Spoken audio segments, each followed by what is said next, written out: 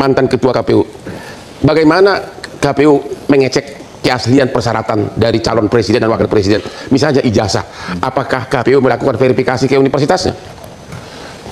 Iya, jadi ketika peserta pemilu datang ke kita, kalau pemilu presiden berarti capres dan cawapres, seluruh dokumennya kita verifikasi. Ke siapa? Untuk ijazah itu kita minta mereka menyerahkan ijazah, fotokopi ijazah yang telah dilegalisir. Jadi kalau dia alumni Universitas A, maka di situ akan terstem legalisir dari Universitas A. Akses verifikasi langsung ke universitasnya. Dalam hal kami ragu-ragu dengan dokumen tersebut, maka kami lakukan verifikasi faktual. Pernah nggak dilakukan itu? Kami lakukan. Kasus yang mana? Presiden yang mana? Kalau waktu pencalonan pilpres kapan? Seingat saya kalau pencalonan pilpres kami tidak ragu dengan dokumen-dokumen yang diserahkan. Jadi belum pernah dilakukan? Verifikasi dilakukan. Nggak, verifikasi kan ada dua. Belum pernah dilakukan. Verifikasi saya tidak mengingat ya, karena tim verifikasi itu kan ada tersendiri, teman-teman gitu. Tapi dalam hal kita tidak yakin atau mengalami keraguan-raguan atau ada masukan dari masyarakat, maka kami melakukan verifikasi faktual. Jadi dua tahapan verifikasi kita lakukan. Pertama verifikasi administrasi, kedua adalah verifikasi faktual. Kalau tidak ada keraguan-raguan, kenapa harus dirahasiakan? Di era kami tidak kami rahasiakan. Kami punya sistem informasi namanya Silon, sistem informasi calon. Seluruh dokumen yang diserahkan kepada kita itu kita pampangkan, termasuk dokumen ketika pileg. Itu kan ada puluhan ribu kandidat tuh, kita tampilkan. Nah, seperti disampaikan oleh Ketua Komisi 2 tadi, memang ada dokumen yang tidak harus atau tidak boleh untuk ditampilkan, kecuali ada persetujuan dari yang bersangkutan. Nah, kami di dalam formulir itu kami cantumkan apakah Anda bersedia ditampilkan atau tidak. Nah, pada saat itu semuanya menyatakan bersedia untuk ditampilkan. Jadi sebetulnya justru mereka tertolong gitu ya, karena KPU mempublikasikan profil dirinya gitu loh. Ini pendidikannya luar biasa. Oh, ini aktivitasnya luar biasa. Itu dicantumkan semua dan kita publikasikan gitu. Oh, begitu. Itulah makanya visi misinya. Gimana, Pak Rek? Itulah makanya mengapa ini harus dibuka soal ijazah misalnya. Bagaimana kita tahu bahwa ijazah itu asli? Boleh jadi KPU-nya tidak terlalu peduli. KPU baru peduli kalau juga ada masukan dari masyarakat. Tapi bagaimana masyarakat mengetahui bahwa ini asli atau tidak kalau mereka nggak pernah melihat ijazahnya? Nah, oleh karena itulah menurut saya ijazah itu bukan dokumen yang dikucilkan, bahkan dokumen yang wajib dibuka kepada publik. Sama seperti LHKPN. LHKPN itu bahkan ketika dibuka pun kita tahu itu kadang-kadang nggak jujur kok mereka membuat LHKPN itu. Masa ada calon presiden misalnya gitu ya, kekayaannya cuma segitu, kita tahu apa yang dilakukannya tiap hari macam-macam dan sebagainya. Ini pun mau ditutup oleh KPU. Pak Juanda, Bapak sebagai ahli hukum, KPK malah mengumumkan LHKPN, benar kan? Kok di sini malah dikatakan nggak boleh lihatnya, malah di sini dokumennya tertutup di KPU, kan bertentangan itu. Gimana menurut Bapak? Ya, tadi saya melanjutkan, itu kan memang dalam konteks negara hukum ini ada 2 dan 3 sebenarnya pedoman. Pertama, seorang pejabat atau lembaga negara itu mempedomani peraturan perundang-undangan. Itu satu. Yang kedua, asas-asas penyelenggaraan pemerintahan yang baik. Yang ketiga tentu di situ adalah etika yang perlu dikedepankan. Nah, dari 3 hal tadi, saya melihat 2 dan 3 ini semuanya sudah dilanggar oleh KPU. Nah, kenapa saya katakan seharusnya barang yang seperti yang dikatakan Bang Roy tadi, hal-hal memang tadi sudah ada 2 hal, ada yang memang bisa dibuka, ada yang memang sudah tidak dibuka, memang sudah hak publik itu. Nah, oleh karena itu saya kira ini sangat janggal saya lihat dari tindakan ini yang paling saya aneh itu setelah di SK-kan kemudian langsung dibatalkan. Nah, ini kan tidak cermat. Iya.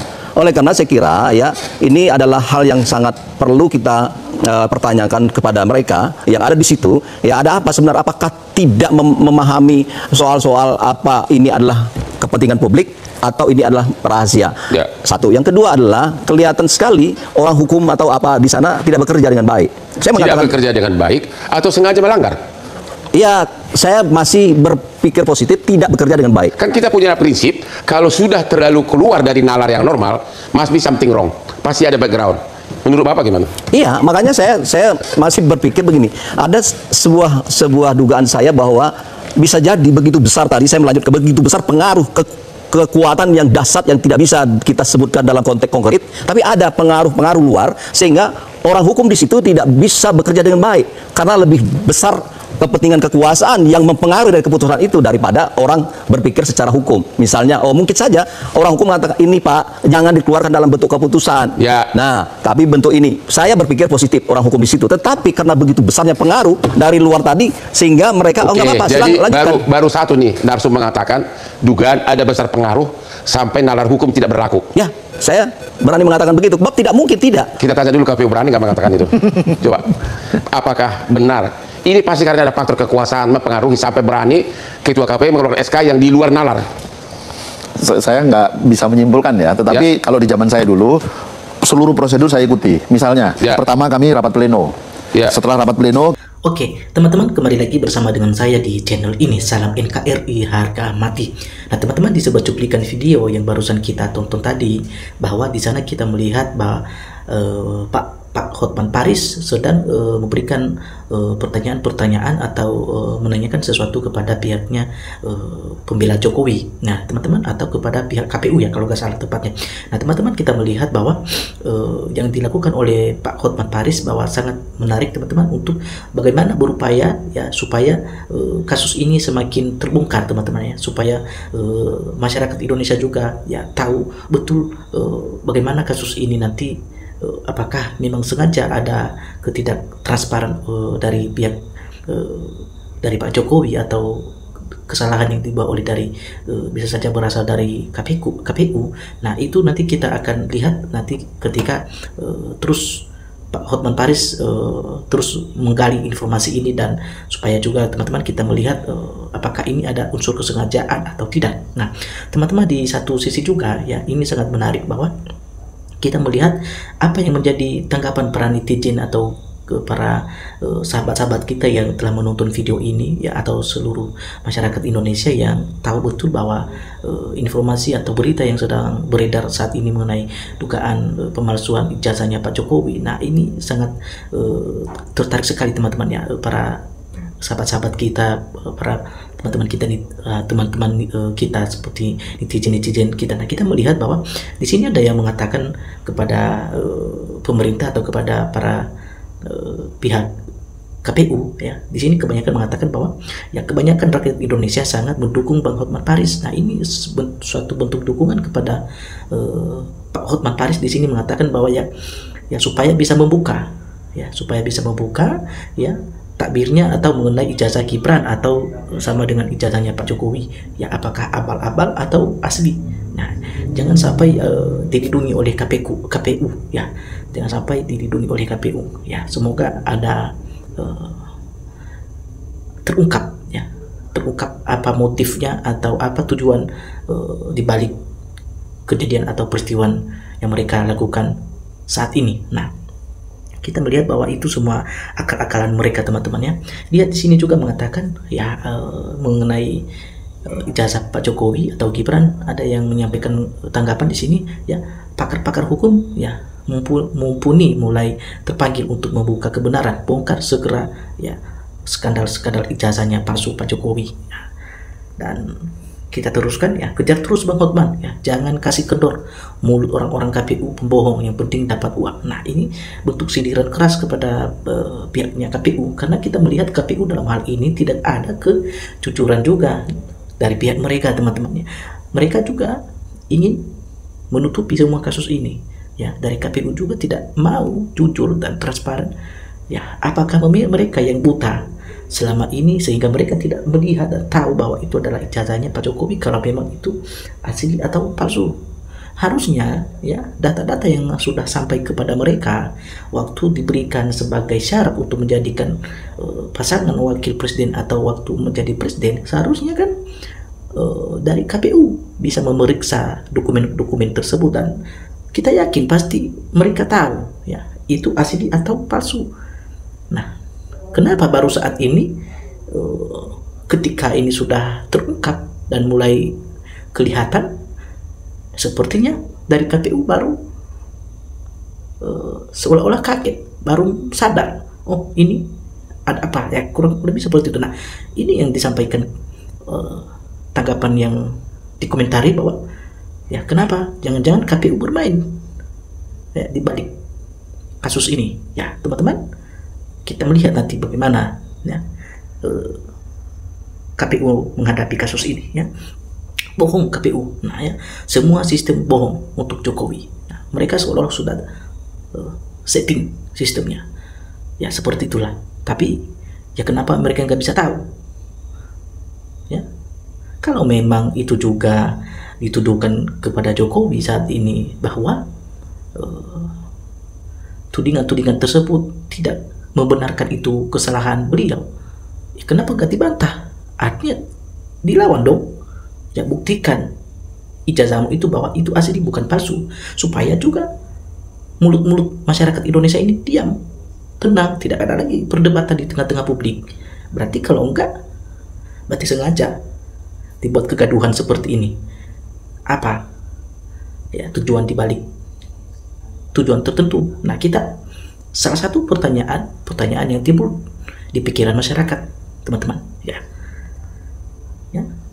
Oke, ya, ada yang di sini mengatakan, oke, Pak Hotman Paris, terima kasih, ya, sudah memberikan surat menyuarakan kebenaran sebagai perwakilan rakyat, ya. Gugup menjawab, kenapa kok, ya, rahasia akan menuju, maju terus. Pak Hotman Paris, ya, dari pihak KPU tadi sudah mulai kelihatan, ya, dari cara beliau menjawab pertanyaan-pertanyaan yang dilontarkan oleh Pak Hotman Paris kepadanya.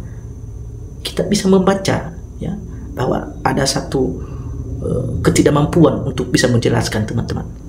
Tapi ya, kita lihat nantilah, ya. Oke, ya, yakin tidak ada verifikasi, benar. Yang benar buktinya ada ijazah palsu dan tidak kompatibel, ya, dengan persyaratannya. Sekarang, ya, lagi bergulir kasus makhluk yang menggunakan ijazah palsu, ya. KPU diminta pertanggungjawabannya, ya, atas lolosnya, ya, pengguna ijazah palsu. Jelas, ya, KPU di sini tidak bisa cuci tangan. KPU tidak bisa lari dari pertanggungjawaban ini, teman-teman. Ya, artinya KPU yang harus bisa, ya, lebih daripada apa yang diharapkan masyarakat Indonesia. Bagaimana cara mereka untuk mempertanggungjawabkan kasus ini? Kenapa bisa mereka loloskan? Karena jantung atau inti dari semua dokumen-dokumen itu, lolosnya apa tidak lolosnya, ya, asli atau tidak asli, semua terbukti adalah di tangan KPU sendiri. Ya, kenapa semua masyarakat Indonesia selalu menyorot ke KPU? Karena mereka tahu, ya, di KPU itulah penentunya. Ya, berarti kalau ternyata itu nanti ijazah Gibran atau Jokowi terbukti palsu, ya, maka KPU bisa memberikan pertanggungjawaban. Nah, kurang lebih seperti itu yang dipertanyakan oleh netizen kita, ya. Kami berharap Gibran cepat sadar dan mau mengundurkan diri sebagai wakil presiden daripada menunggu rakyat bergerak dan memaksakannya. Nah, teman-teman, ya, ada yang mengatakan lebih baik inisiatif sendiri, ya, bahasa halusnya seperti itu, daripada nanti rakyat yang ngambil alih dan mungkin risiko dan efeknya sangat luas. Ya, teman-teman, kita berharap jangan sampai ini terjadi. Semoga ada penanganan pemerintah terkait kasus ini, mereka bisa mengambil jalan tengah, ya, agar Indonesia tetap berdamai dan tidak dikuasai oleh orang-orang yang berpikiran jahat seperti yang kita lihat saat ini. Nah, ya, ini KPU bicaranya meragukan, ya, wajib dipertanyakan. Masyarakat udah tahu, teman-temannya, bahwa KPU ada rasa gugupnya, ada pasti rasa, ya, takutnya juga, teman-teman, karena, ya, kita lihat juga bahwa Bapak Hotman Paris seorang pengacara yang cukup terpopuler mendunia, dan beliau bukan kaleng-kaleng, ya. Kita salah sedikit memberikan keterangan, ya, ditelan habis sama Pak Hotman Paris. Nah, mungkin dari KPU-nya wanti-wanti juga cara menjawabnya, karena tidak sesuai dengan keterangan, ya, bisa mutar balik juga. Nah, jadi dari situ kita sudah bisa menilai juga, ya, teman-teman, bagaimana keberanian seseorang menjawab pertanyaan-pertanyaan kalau memang dia merasa ada keanehan, ya, udah tahu, ya, katakan sudah tahu salah masih tetap dibela, ya, tapi nggak dibela juga, ya, nggak tahu gimana. Nah, itu adalah sebuah misteri yang cukup kita tidak tahu akibatnya nanti. Ya, mungkin ada orang-orang KPU yang termuda, makanya ditutupi tinggal masukkan bui, ya, satu paket dengan Mulyononya. Nah, jadi ini ada yang mengatakan jangan-jangan ada ke persengkokolan tadi, ya. Dan mudah-mudahan dengan upaya-upaya yang salah satu yang dilakukan oleh Bapak Hotman Paris, ya, bisa membuka, ya, dan masalah ini juga bisa selesai dan kita serahkan kepada para penegak hukum kita di negara kita Indonesia, ya, mereka mengambil tindakan dalam hal ini, dan harapan kita yang salah semoga segera dieksekusi. Jangan dibiarkan negeri ini, ya, dikacaukan oleh orang-orang yang tidak bertanggung jawab. Ya, teman-teman, jika ada pendapat Anda yang ingin Anda sampaikan melalui channel ini, melalui video yang barusan kita saksikan tonton tadi, silakan komen di dalam komentar video ini, ya. Oke, teman-teman, nantikan video selanjutnya. Salam NKRI harga mati.